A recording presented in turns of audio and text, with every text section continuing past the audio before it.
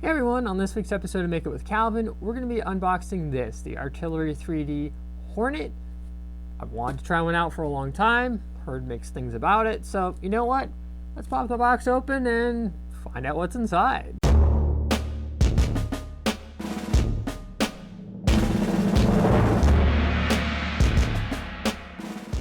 Okay, before I go any further, usual disclaimer-y stuff here.